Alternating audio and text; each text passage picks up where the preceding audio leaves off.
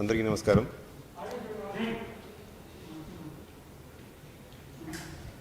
ఇవాళ Covid cases update మనం ఒకసారి చూసుకున్నట్లయితే గత 24 గంటల్లో 1,15,275 టెస్టులు నిర్వహించాం. దాంట్లో 18,972 మంది పాజిటివ్, అంటే నిన్నటి మీద దాదాపు ఒక 5,000 తక్కువ పాజిటివ్ కేసెస్. పాజిటివిటీ రేట్ ఇవాళ 16.46. అదేవిధంగా 71 డెత్ కేసెస్ నమోదైనాయి. డెత్స్ అయితే మనం చూసుకుంటే 3 జిల్లాల్లో 9 cases each. East Godavari, Visakhapatnam, Vizianagaram. దాంట్లో ఎక్కువ డెత్స్ 9. కడప జిల్లాలో 0. అదేవిధంగా వెస్ట్ గోదావరిలో 1. అవేమో తక్కువ డెత్ కేసెస్ ఉన్నటువంటి డిస్ట్రిక్ట్స్.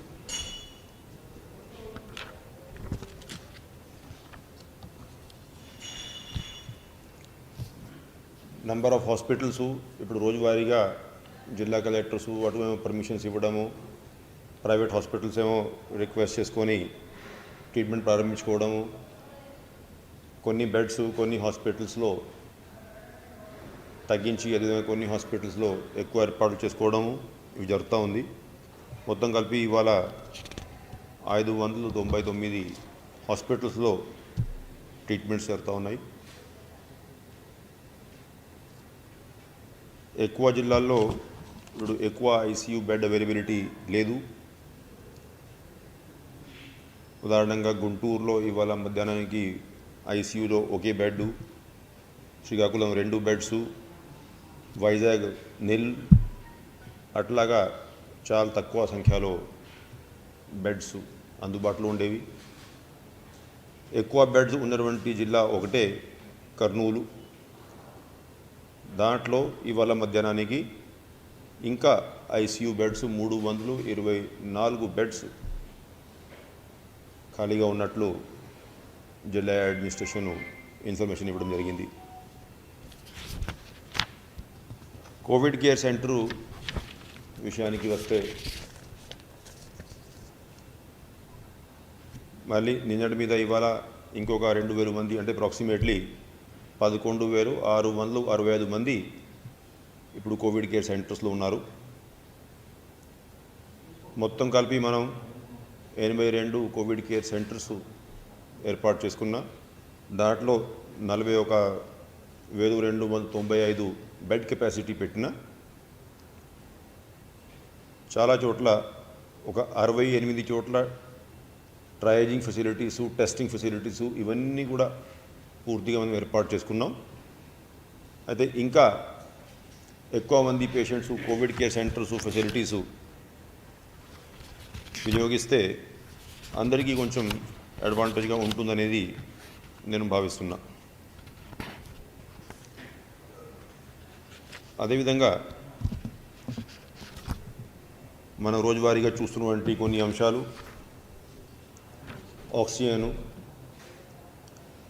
ఇవాళ మనం ఇంకా ఎక్కువ, అంటే మొత్తం కలిపి 447 మెట్రిక్ టన్నులు లిక్విడ్ ఆక్సిజన్ రాష్ట్ర వ్యాప్తంగా ఉపయోగించుకున్నాం. కేంద్ర ప్రభుత్వానికి మనం ఈ పెరిగినటువంటి కేసుల సంఖ్య దృష్టిలో పెట్టుకొని మా అలాట్మెంటు ఇంకా పెంచుకుంటే బాగుంటుంది అనేది ఒకటి రిక్వెస్ట్ పంపడం జరిగింది. అది కాకుండా దీనికి కావాల్సినటువంటి మిగతా అరేంజ్మెంట్స్ ఇందాక మేము నిన్న ఏదైతే నేను మీకు తెలియజేశాను, స్టేట్ లెవెల్ ప్రొక్యూర్మెంట్ కమిటీ ఒకటి నూతనంగా మనం ఏర్పాటు చేసుకున్నాం. దానికి ఇవాళ తొలి సమావేశం ఏర్పాటు చేసుకొని దాంట్లో ఈ కావాల్సినటువంటి కాన్సన్ట్రేటర్సు, అదేవిధంగా ఈ క్రయోజెనిక్ ట్యాంకర్సు స్టోరేజ్ కోసము, ట్రాన్స్పోర్టేషన్ కోసము, అదేవిధంగా ప్రతి ఒక్క హాస్పిటల్లో, టీచింగ్ హాస్పిటల్ అయితే ఏంటి, మిగతా హాస్పిటల్ అయితే ఏంటి, అన్నింట్లో కూడా పిఎస్ఏ ప్లాంట్స్ కూడా ఏర్పాటు చేయడానికి కావాల్సిన నిర్ణయాలు తీసుకోవడం జరిగింది. ఇంకా ఒక 3-4 రోజుల్లో టెండర్స్ అంతా ఫైనల్ చేశాక ఆ ప్రొక్యూర్మెంట్ ప్రారంభించుకొని, అదేవిధంగా ఇన్స్టాలేషన్కి కావాల్సినటువంటి civil works, oxygen pipe lines ఇవన్నీ కూడా ఏపీఎంఎస్ఐడిసికి ఎంట్రస్ట్ చేయడానికి నిర్ణయం తీసుకున్నాం. మొత్తం కలిపి ఎన్ని కోట్లు ప్రణాళిక, అది ఏ దానికి ఎన్ని కోట్లు ఖర్చు చేస్తూ ఉన్నాం, ఆ వివరాలు నేను మీకు 2 రోజుల తర్వాత డీటెయిల్డ్గా ఐటెం వారీగా ఇచ్చేటువంటి పరిస్థితి ఉంటుంది.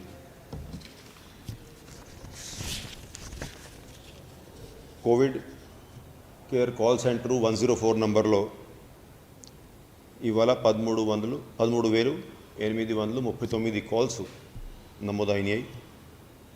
రోజులాగానే దీంట్లో ఎక్కువ కాల్స్ 5,093 కాల్స్ ఇన్ఫర్మేషన్ కోసం, అదేవిధంగా 3,413 కాల్స్ కోవిడ్ టెస్టుల కోసం, 2,370 కాల్స్ హాస్పిటల్ అడ్మిషన్స్ కోసం, 1,768 కాల్స్ టెస్ట్ రిజల్ట్స్ కోసం. ఇవి నాలుగు మెయిన్ కేటగిరీస్ కాల్స్ కోసం వచ్చేటువంటివి. అయితే ముఖ్యంగా ఇవాళ గౌరవనీయులు ముఖ్యమంత్రి వర్యులు ఈ కోవిడ్ పరిస్థితి మీద అధికారులందరితో కూడా సమీక్షా సమావేశం నిర్వహించి కావాల్సినటువంటి ప్రొక్యూర్మెంట్ ప్రాసెసెస్ అంతా కూడా స్ట్రీమ్లైన్ చేయాలి, త్వరగా ప్రొక్యూర్మెంట్ అంతా కూడా పూర్తి చేయాలి అనేది ఒకవైపు ఆదేశాలు ఇస్తూ, ఇంకొక వైపు ఇప్పుడు ఈ పెరుగుతున్నటువంటి కేసులు దృష్టిలో పెట్టుకొని ముఖ్యంగా మన రాష్ట్ర వ్యాప్తంగా అంటే దీన్ని కొంతమంది ఒక లాక్డౌన్ లాగా భావిస్తున్నారు. ఇప్పటికే మీడియాలో కొంత సోషల్ మీడియాలో రిలీజ్ వచ్చినాయి. లాక్డౌన్ కాకుండా మనం కొన్ని రిస్ట్రిక్షన్స్, 2 రకాల రిస్ట్రిక్షన్స్ దానికి కావాల్సినటువంటి నిర్ణయాలు తీసుకున్నారు. ఎటువంటి రిస్ట్రిక్షన్స్ అంటే ఓవరాల్ పిక్చర్ ఇప్పుడు నేను మీకు తెలియజేస్తాను.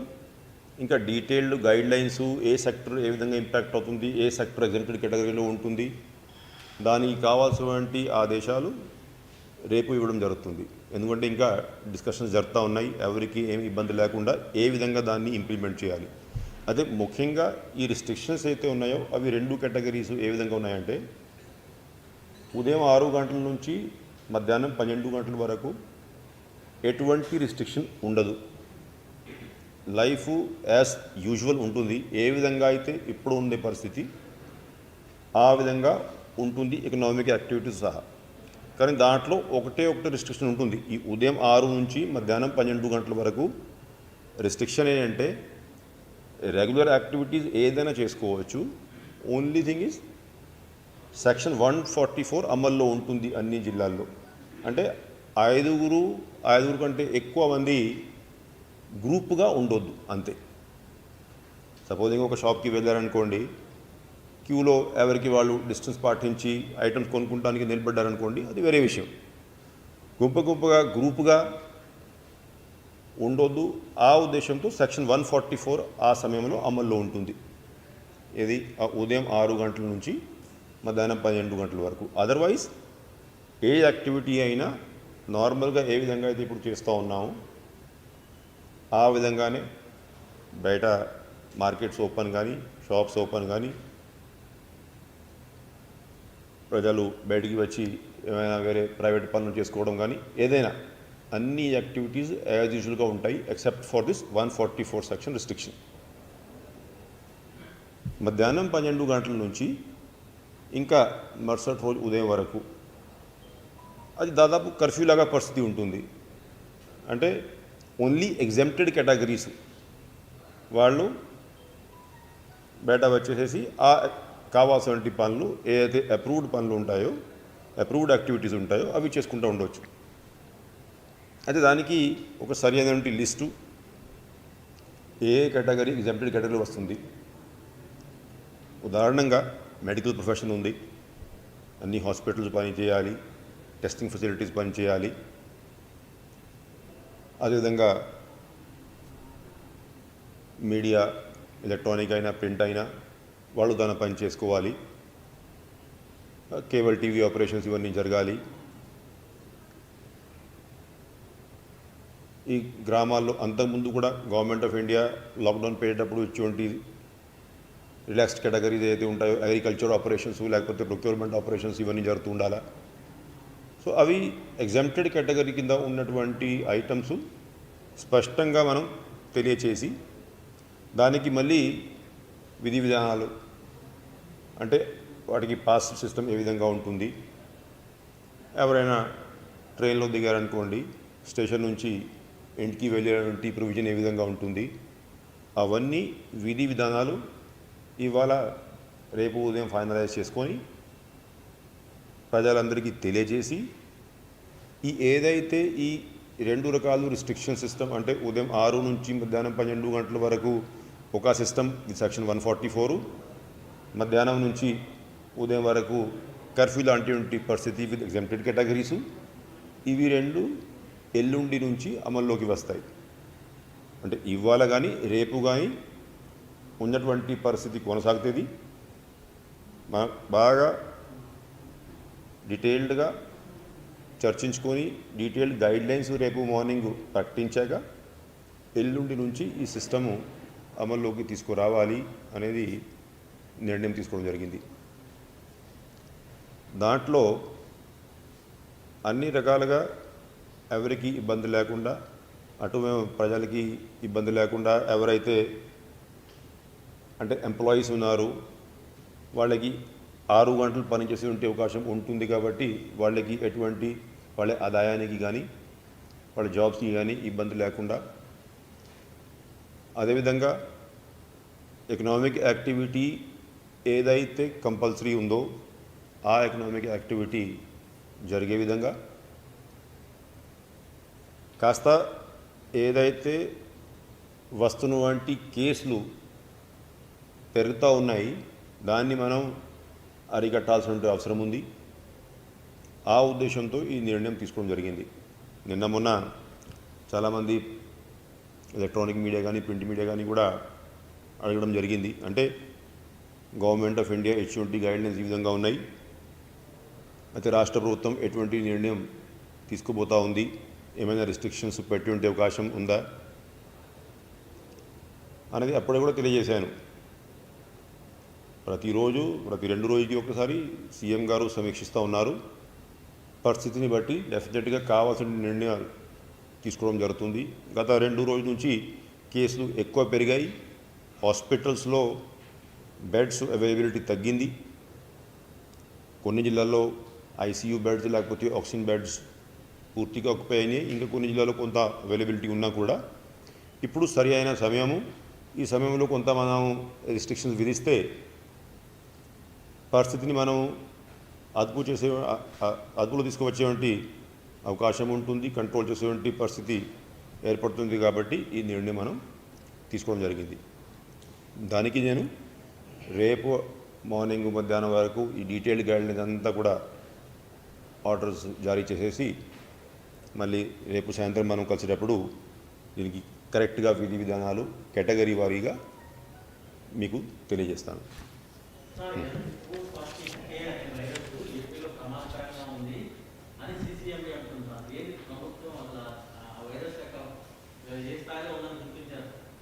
ఏది వైరస్?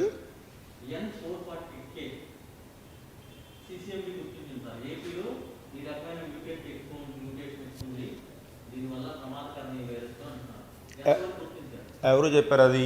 సిసిఎంబి ఇట్లా గుర్తించడానికి సిసిఎంబి డాక్టరు మా అధికారులకి ఇప్పుడు ఎప్పుడైతే ఈ ట్వీటు కొంచెం మొదలైందో, ఈ వైరస్ 10 times డేంజరస్ అట్లా ఎట్లా మొదలైందే, అప్పుడు సిసిఎంబి వాళ్ళని కాంటాక్ట్ చేయడం జరిగింది. సిసిఎంబి డాక్టర్ స్పష్టంగా this strain was first detected from Andhra Pradesh samples in July of 2020. కాబట్టి ఇది ఏదో కొత్త స్ట్రెయిన్ ఇప్పుడు మన ఆంధ్ర రాష్ట్రంలో మొదలైంది, ఇది మరీ డేంజరస్ స్ట్రెయిను అవన్నీ ఇప్పుడు అదేం చెప్తున్నా, నిన్న మొన్న మీకు రిక్వెస్ట్ చేసింది కూడా, అంటే ఇప్పుడు సోషల్ మీడియా వచ్చాక అంటే పాపం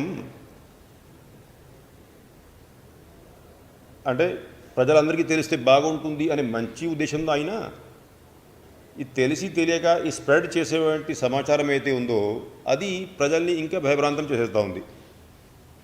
ఆ ఫ్యాక్ట్స్ కనుక తెలిస్తే నిజంగానే ఒకవేళ ఆ సీసీఎంబీ కన్సర్న్డ్ ఆఫీసర్ ఎవరైనా చెప్పి ఉన్నా కూడా బాగానే ఉండేది.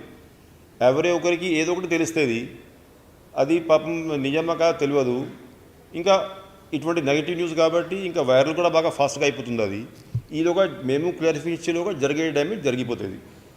సో ఇది వైరల్ అయింది కాబట్టి మా అధికారులు, మా డాక్టర్సు, సీసీఎంబీ కూడా తెలుసుకున్నారు. ఇది లాస్ట్ ఇయర్ జూలై ఆగస్ట్ నుంచి కూడా ఈ స్ట్రెయిన్ ఉంది కాబట్టి ఇది ప్రత్యేకంగా కొత్త స్ట్రెయిన్ ఏం కాదు.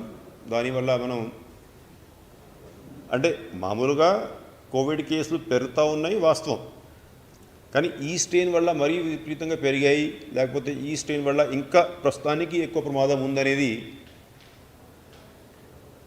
ఈ స్ట్రెయిన్ ఇప్పుడు ఉండొచ్చు అది వేరే విషయం, కానీ కొత్తగా ఈ స్ట్రెయిన్ వచ్చి ఈ స్ట్రెయిన్ మూలాన ఎక్కువ వైరస్ కేసులు వస్తున్నాయనేది కరెక్ట్ కాదు. అయినా మనం తీసుకోవాల్సిన జాగ్రత్తలు మీ ద్వారా మళ్ళీ ప్రజలందరూ కూడా రిక్వెస్ట్ చేస్తున్నాం. ఒకవేళ ఇప్పుడు మనం ఎల్లుండి నుంచి ఉదయం 6 గంటల నుంచి 12 గంటల వరకు ఎకనామిక్ యాక్టివిటీ లైఫ్ అంతా కూడా మామూలుగా ఉంటుంది అని చెప్తా ఉన్నాం, కానీ బయటికి వచ్చేటప్పుడు అందరూ కూడా మళ్ళీ ఆ కోవిడ్ గైడ్లైన్స్ అయితే ఉన్నాయో ఆ సోషల్ డిస్టెన్స్ పాటించుకోవడము, మాస్కులు ధరించుకోవడము, ఇవన్నీ పాటిస్తేనే అందరికీ మంచిది. ఎందుకంటే ఇప్పుడు పూర్తిగా వ్యాక్సిన్ అవైలబిలిటీ ఉన్నంత వరకు ఇది మనం ప్రికాషన్స్ ఉండడం మంచిదే. ఈ వ్యాక్సిన్ అవైలబిలిటీ కూడా గవర్నమెంట్ టైం టు టైం మనకి ఇస్తూ ఉన్నారు. ఇవాళ మనకి కూడా మళ్ళీ మే నెలకి ఏదైతే నిన్న మీకు తెలియజేశాను, అంటే ప్రొక్యూర్మెంట్ కోసము, పర్చేజ్ కోసం దాదాపు 13 లక్షల డోసెస్ అవైలబుల్గా ఉన్నాయి. అది కాక గవర్నమెంట్ ఆఫ్ ఇండియా తన కోటాలో ఏదైతే 45 ఇయర్స్ ప్లస్ కేటగిరీలో వాళ్ళు మనకి రెగ్యులర్ సప్లై ఇవ్వాలి, దానికి కూడా ఇందాక క్వాంటమ్ అంతా కూడా రిలీజ్ చేయడం జరిగింది. ఆ ఫిగర్స్ నేను తీసుకురాలేకపోయాను, somewhere in the range of 12-13 lakh అది కూడా ఉంది. సో ఆ quota of vaccine government of India ఇచ్చేది, మన కోటా మనం కొనుక్కొని ఇవంతా కూడా మనం ఇప్పుడు నుండి priority groups 45 years plus category అయితే ఉందో వాళ్ళకి కవర్ చేసేదానికి ప్రయత్నిస్తుంటాం. ఇంకా కొన్ని నెలల సమయం పడుతుంది. ఇప్పుడు వస్తున్నటువంటి స్టాక్స్ మనం చూసుకుంటే మన రిక్వైర్మెంట్ కంటే చాలా తక్కువ స్టాక్ అది, కాబట్టి ఇంకా సమయం ఉంది. Several months it will take this entire vaccination process. అప్పుడు వరకు మనం ఇది కొంచెము కర్ఫ్యూ తర్వాత ఈ రిస్ట్రిక్షన్స్ విధించినా మొత్తం పరిస్థితి అదుపులో రావాలంటే పూర్తిగా వ్యాక్సినేషన్ అయితే తప్ప ఇది కంట్రోల్ కాదు. కాబట్టి ప్రజలందరూ కూడా ఈ కోవిడ్ గైడ్లైన్స్ పాటించాల్సిందిగా విజ్ఞప్తి చేస్తున్నాం.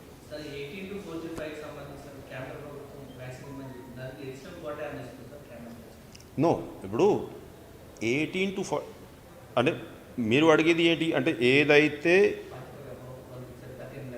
45+ కేటగిరీకి వాళ్ళు ఇస్తున్నారు, 18 to 45 కోట మనం కొనుక్కోవాలి. దానికి కూడా అలొకేషన్ ఇచ్చారు వాళ్ళు, అది నేను మీకు మొన్న డీటెయిల్స్ ఇచ్చాను. వాటికి కావాల్సినటువంటి పేమెంట్స్ మనం చేయాలి, మనం చేసుకొని మనం ఆ కంపెనీ ద్వారా కొనుక్కోవాలి. కానీ మన రాష్ట్ర ప్రభుత్వం ఏం నిర్ణయం తీసుకుని స్పష్టంగా తెలియజేశాను, కన్ఫ్యూజన్ చేయవద్దు.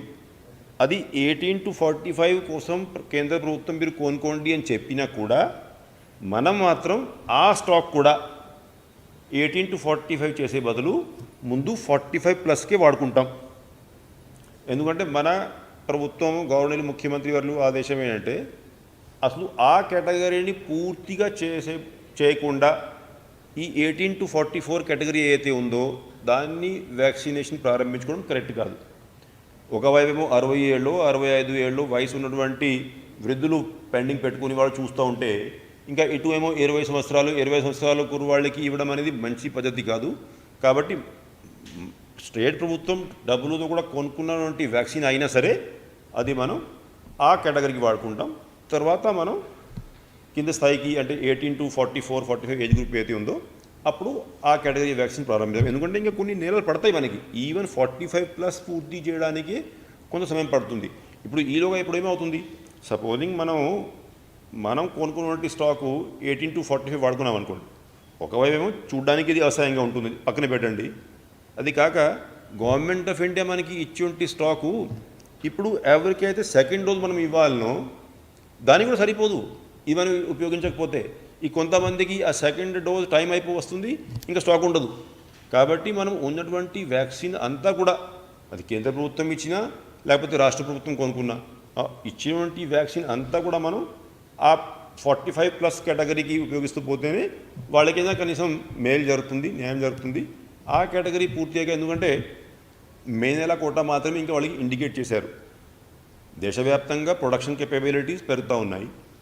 కాబట్టి జూన్లో బహుశా ఈ మేలో ఇచ్చేటువంటి కోటా కంటే ఎక్కువ ఇచ్చేటువంటి అవకాశం ఉంది.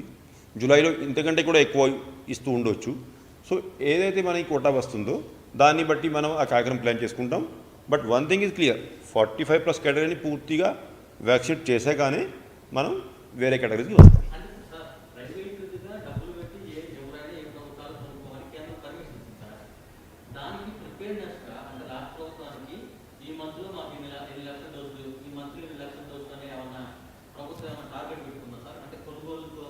నేను అదే చెప్పేది మీకు, అది క్లియర్గా అర్థం చేసుకోండి.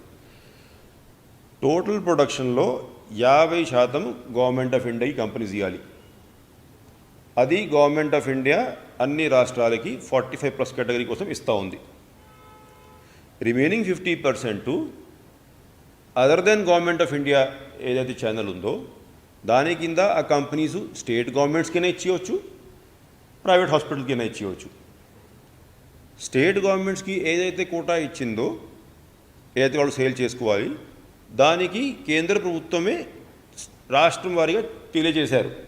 ఆంధ్ర రాష్ట్రానికి ఇన్ని, తమిళనాడుకి ఇన్ని, అది మాత్రమే మనం కొనుక్కోగలం, ఇంకా అంతకంటే ఎక్కువ మనం కొనలేం. అయితే ఈ సెకండ్ 50% అయితే ఉందో స్టేట్ గవర్నమెంట్కి సేలు లేకపోతే ప్రైవేట్ హాస్పిటల్కి సేలు, దాంట్లో స్టేట్ గవర్నమెంట్ కోటా మనకి తెలిసింది. ప్రైవేట్ హాస్పిటల్స్కి ఆ కంపెనీ వాళ్ళు ఎన్ని ఇస్తున్నారు మనకి తెలియదు, ఎందుకంటే అది కమర్షియల్ డీలింగ్. ఆ కమర్షియల్ డీలింగ్ వివరాలు మనకి తెలియదు. సో ఆ ప్రైవేట్ కార్పొరేట్ హాస్పిటల్స్కియో లేకపోతే ప్రైవేట్ హాస్పిటల్స్కియో ఏం ట్రాన్సాక్షన్ జరిగింది మనకి తెలియదు. మనకి వచ్చేటువంటి డైరెక్షన్ ఏంటి, ఎన్ని లక్షల డోసెస్, దాదాపు 13 లక్షలు ఉన్నాయి మనకి, ఎన్ని లక్షల డోసెస్ మీరు కొనుక్కోవచ్చు ఈ మే నెలకి, అది మనం ఆ కంపెనీస్కి ఆర్డర్ ఇస్తూ ఉన్నాం. అది ఆ స్టాక్ మనకి వస్తుంది. మనం మాత్రం 18 to 45 చేసే బదులు 45+కి వాడుకుంటాం. అది ఓకే. Thank you.